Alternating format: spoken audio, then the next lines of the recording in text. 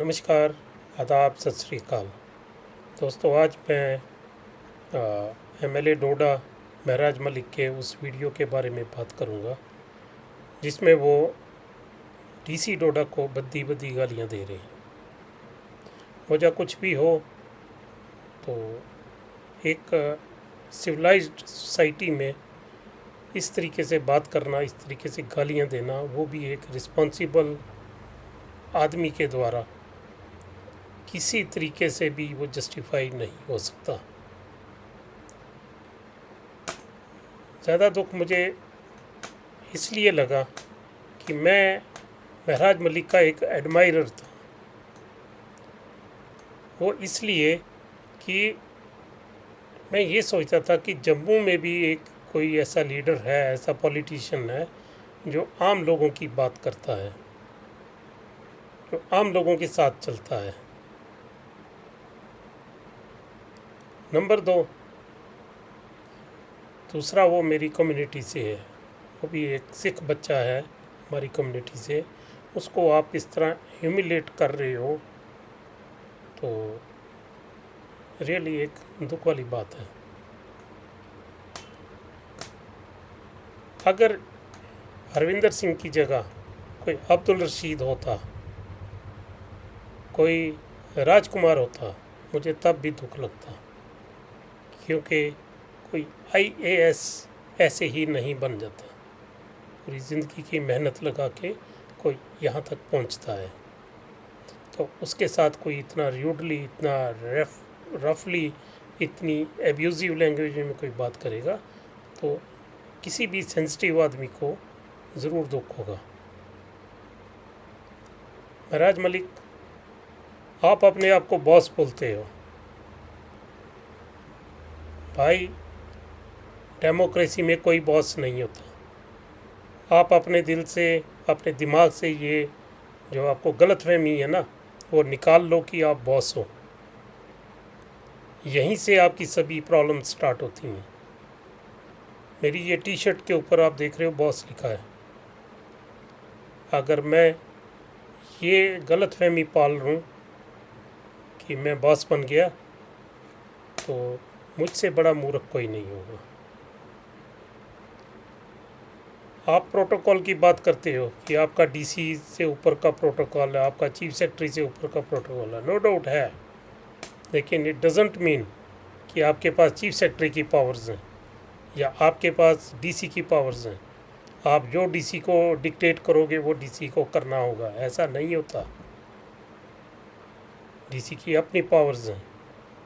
आप आज एमएलए हो, 2 साल के बाद, 4 साल के बाद इलेक्शन होगी, आप एमएलए नहीं रहोगे, लेकिन ये डीसी अगर 10 साल के बाद भी बिहार जाएगा या आंध्रा में जाएगा तो ये वहाँ पर डीसी की कुर्सी पर ही बैठेगा। आपका जो आज का जो आपके लेबल लगा है ना, वो टेम्परेरी है।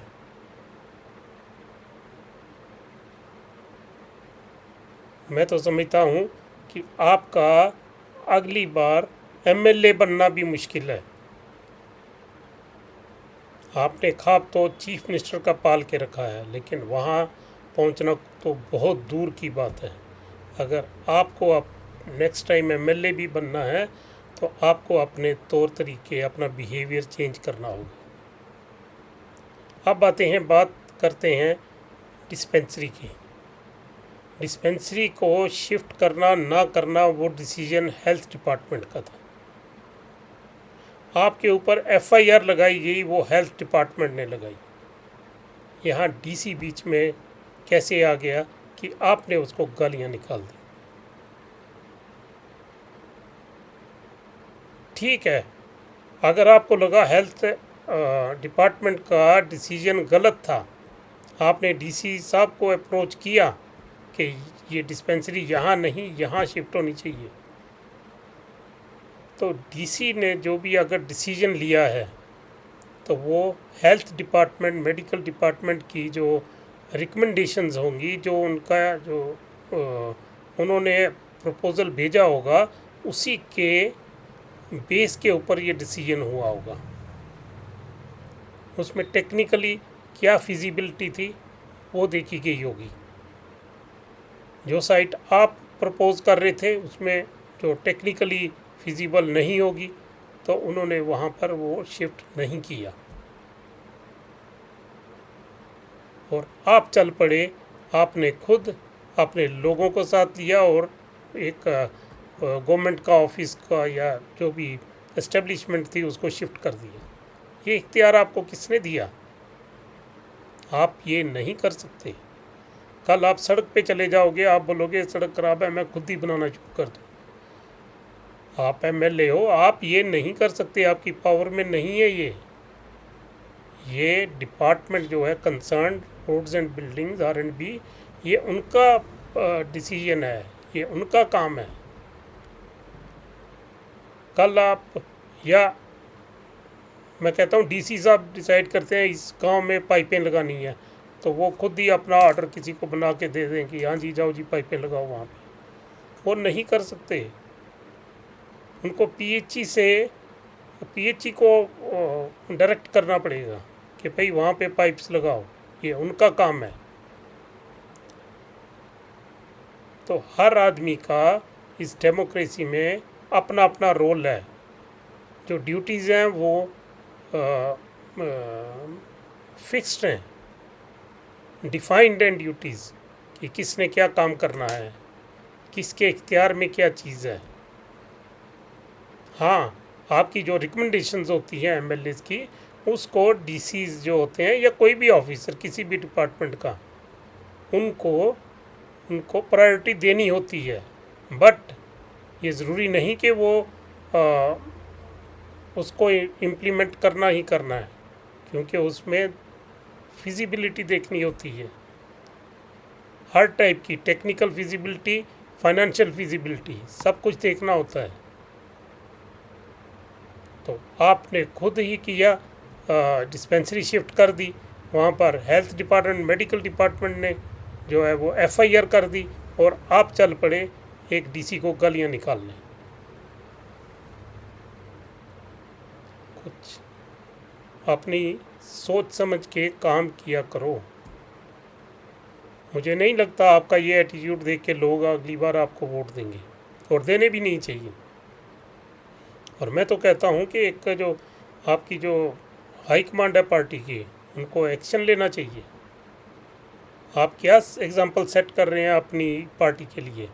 आप J&K के प्रेसिडेंट हो अपनी पार्टी के और आप ऐसे बिहेव कर रहे हो, तो बाकी वर्कर ऑफिसर्स का क्या हाल करेंगे? ऐसे नहीं चलता है। आइए देख लेते हैं कि वो एफआईआर किसने की है। जो BMO ठाठरी हैं उनका एक वीडियो आया है, तो वो वीडियो मैं आपको दिखाता हूँ। फ्रेंड्स आप भी देखो और एमएलए भी देख ले कि एफआईआर किसने की जिसकी वजह से ये गालियाँ निकाली गई हैं। ये वहाँ का लोकल चैनल है कोई द चनाब टाइम्स, उसके ऊपर ये वीडियो था, तो मैं उसको प्ले कर रहा हूँ और उस वीडियो का लिंक जो है मैं डिस्क्रिप्शन में दे दूँगा। आप वहाँ से वो कंप्लीट वीडियो देख सकते हैं, क्योंकि मैं यहाँ पर पूरी वीडियो प्ले नहीं करूँगा, एक क्लिप छोटा सा प्ले करूँगा जो BMO ठाठरी उसमें बता रहे हैं कि असलियत क्या थी।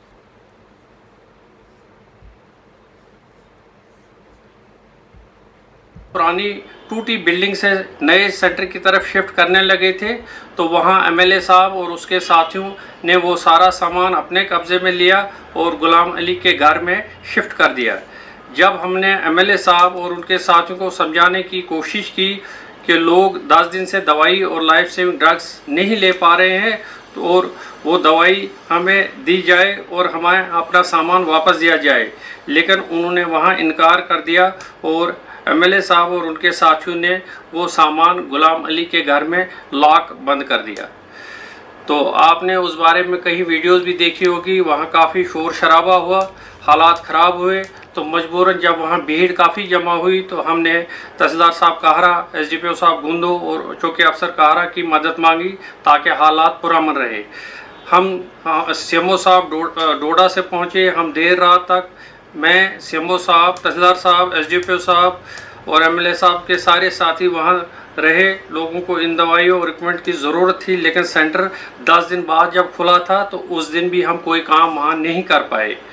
तो क्योंकि लोगों ने हमारी बिल्कुल नहीं मानी, हमें कोई भी सामान वापस नहीं मिला। मजबूर होके हमने इसकी रिपोर्ट पुलिस स्टेशन गुंदो में दर्ज की, जिसमें एक FIR भी दर्ज हुई है। हम इलेक्टेड रिप्रेजेंटेटिव्स की बहुत कदर करते हैं, लेकिन जब वो सरकारी और इंतज़ामिया की एक स्टेट लैंड पर बनी एक इनकम्प्लीट। तो सुन लिया फ्रेंड्स आपने कि ये वजह थी जो FIR की है वो हेल्थ डिपार्टमेंट ने की है, और ये MLA आज बोल रहा है कि DC ने ये कर दिया, वो कर दिया, इतना करप्शन किया, इतना घोटाले किए, क्रशरों से ये किया, पैसा खाया। भाई 10 महीने से आप MLA हो, आज तक आपने रिपोर्ट क्यों नहीं की? अगर आपको कुछ शिकायत थी कि DC ने आपकी बात नहीं मानी कि ये सेंटर जो है वो जो जगह आप बता रहे थे वहाँ शिफ्ट नहीं किया, तो आप उनकी कंप्लेंट करते, ड्यूकॉम के पास कंप्लेंट करते, चीफ सेक्रेटरी के पास कंप्लेंट करते, या मिनिस्टर के पास कंप्लेंट करते। आपको किसने इख्तियार दिया कि आप खुद ही एक गवर्नमेंट की एस्टेब्लिशमेंट को उठा के शिफ्ट करोगे एक जगह से दूसरी जगह? अपनी जो पावर्स हैं, अपनी जो लिमिट्स हैं, उनको पहचानो, और उनको अगर आप बार बार क्रॉस करते रहोगे तो ऐसी FIRs होती रहेंगी। तो दोस्तों, इतनी बात करनी थी। इसमें रियली एक बहुत गलत एक जो एग्ज़ाम्पल सेटअप की गई है एक MLA द्वारा, एक रिस्पॉन्सिबल आदमी द्वारा, तो इसको सभी को कंडेम करना चाहिए। बहुत से लोग इनके सपोर्ट में भी हैं। ठीक है, अगर शायद वो भी इसी मेंटालिटी के होंगे, वो भी ऐसे ही सोचते होंगे, तो ठीक है, उनको ऐसा ही लगता है, तो फिर अगली बार वो अपने बंदे को, अपने रिप्रेजेंटेटिव को MLA नहीं बना पाएंगे। खैर, हमें कुछ नहीं लेना ये MLA बने या ना बने, अभी हैं या नहीं है, हमें कुछ नहीं लेना, लेकिन किसी भी ऑफिसर से बदतमीज़ी नहीं होनी चाहिए, उसके किसी के साथ रूड बिहेवियर नहीं होना चाहिए, मारपीट नहीं होनी चाहिए। ठीक है फ्रेंड्स, थैंक यू। इतनी बात करनी थी। मिलते हैं नेक्स्ट वीडियो में किसी नए टॉपिक।